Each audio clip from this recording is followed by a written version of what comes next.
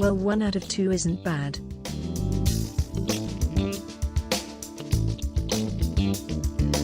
Welcome back to Ocala Talks as we wrap up hour number 1 of the show. Still foggy out there, folks.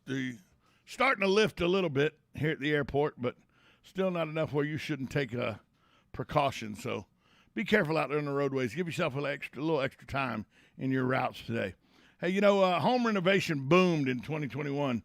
And whether you're a professional contractor or you're one of those DIYers, you're going to need the right tools to help you get the job done. That's why the hottest gifts of the year for those of all skill levels are power tools and hand tools. Whether you have a professional tradesperson or a do-it-yourself enthusiast on your list, refreshing their toolbox is exactly what they need for the holidays. That's why we have DIY expert Audrey Vandecastle here. She's going to talk to us about the best-selling products of the year that make perfect gifts for that home improvement person in your life. Audrey, good morning to you. Good morning, Tom. Now, I will tell you that I am mechanically challenged. I literally have ripped open my finger trying to put a drill bit in. So this is not my expertise, but I do know that it's a huge business and a lot of people love this kind of stuff. And I would go get a professional tradesperson to come to my house. But, a lot of people do DIY stuff. But what are the most common home improvement projects people are taking home on this season? Because like mine's just changing doorknobs and stuff. But what are the most common home improvement projects that you're seeing right now? Hey, Tom, changing your doorknobs, that's something. Be proud of that. I still hire somebody to do it. We're seeing all kinds of home improvement projects, really, anything from the simpler projects like painting a wall, painting a room, making a shelf for a room, or even swapping out a light fixture, all the way to the more advanced projects. We've really seen those explode in the past year or two. Home, bathroom renovations, kitchen renovations, a transformation of an outdoor space, so adding a patio or a garden area, and even, tiling for a backsplash or a kitchen. Well, my wife is actually adding a garden area to our home, and she's the mechanically inclined one. So when somebody like me that doesn't know much about tools, how can I know that if I'm going in to get something to help her with her projects, how can I know I'm picking out the right tool? If your wife's the tool person in the house, it's very similar to my house as well. It really depends on who you're shopping for. If you're shopping for someone like your wife who's mechanically inclined, you can never go wrong with a refresh of their drill, their driver. So the DeWalt Atomic 20-volt drill and driver set is a perfect gift for anywhere from the beginner all the way to the advanced contractor that already has a bunch of tools. They'll never say no to a refresh drill and driver set. And then if you're looking for something maybe for someone who's a little bit less mechanically advanced, something like the Black & Decker furniture assembly tool is a really great option for a college student, a new homeowner, a beginning DIYer like yourself. It's small, it's a perfect stocking stuffer, and what's really great is it makes your screw driving or your assembly processes, so like when you're going to IKEA and you got to put together all that furniture, it makes that about 3 times faster. So it's a really great tool to have tucked away in a drawer. Well, you said the go-to for somebody who is an enthusiast is their drill and driver. I would refresh my wife. She's got a drill and driver, but can always get her a better one or a newer one. But what are the picks for it? Besides those, what are some other picks for the best holiday gifts that you could get a DIYer?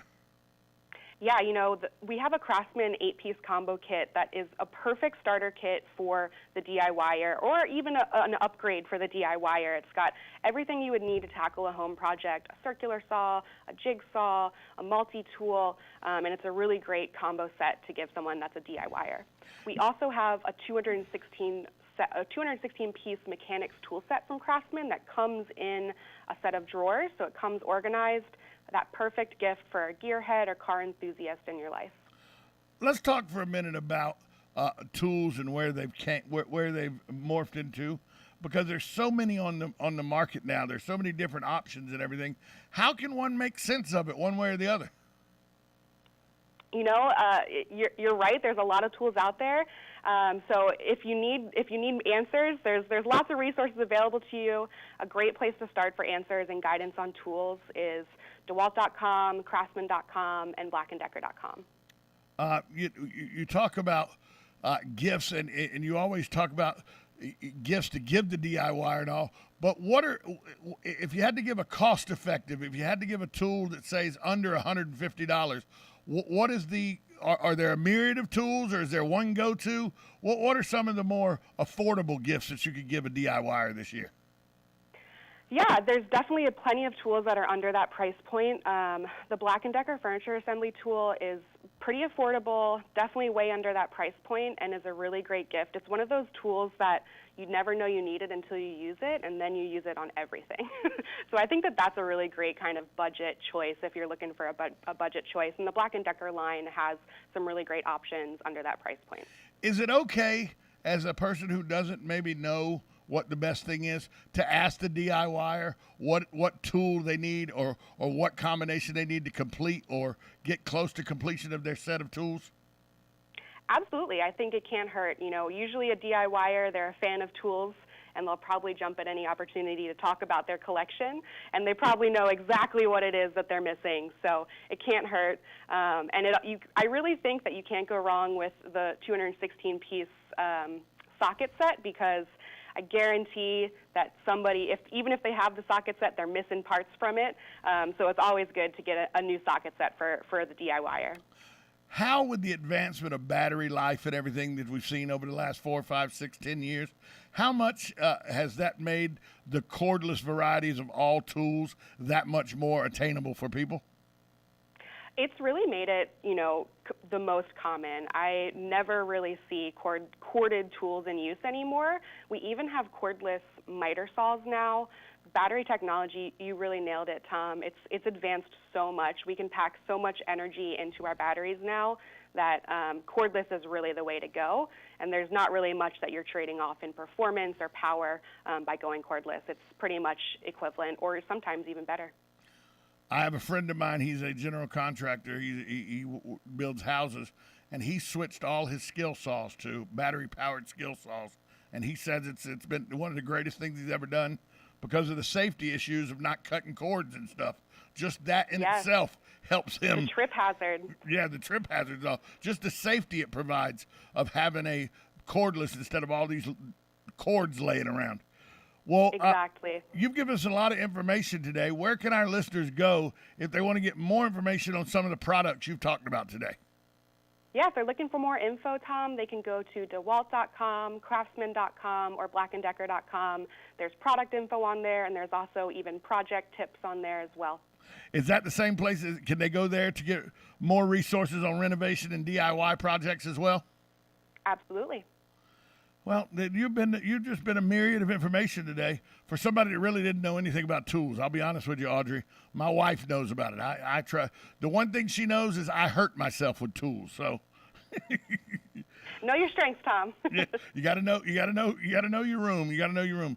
Audrey Van de Castle, thanks so much for joining us this morning. Have a great holiday season. Thanks, you too, Tom. I'm mechanically uninclined. There's not that. Look, I hurt myself with tools.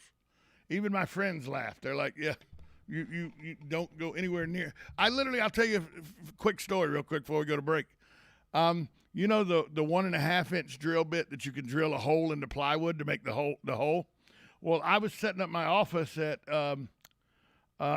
Brick City Creative in the Power Plant Business Incubator, and we had to drill a hole through a plywood wall up in the ceiling to get the cables from one room to another. Well, I drilled that hole, and then I pulled the drill out, and I wanted to change it real quick, change the blades real quick. It was still moving, and I grabbed it, sliced my hand wide open because I didn't think about it. That's how dumb I am when it comes to tools. Sliced my hand right open. Just ripped it. Could have lost fingers if I had to snatch my hand away real quick. But like a dummy, I still had some injury because my moronic rear end grabbed hold of a moving blade on the end of a drill, because that's how mechanically inclined I am. Yeah, it's amazed I hadn't been in the hospital for those kind of things. We'll be right back after this timeout. Carol Ann Baldwin, Master Gardener Carol Ann Baldwin, she is in the building. She's up next with In the Garden with Master Gardener Carol Ann Baldwin. You're listening to 1370 AM. This is 96.3 FM on a foggy Tuesday. You're listening to WOCA, The Source. Broadcasting from the Ocala International Airport, this is WOCA AM, W242CA FM, Ocala, 1370 AM, 96.3 FM, The Source.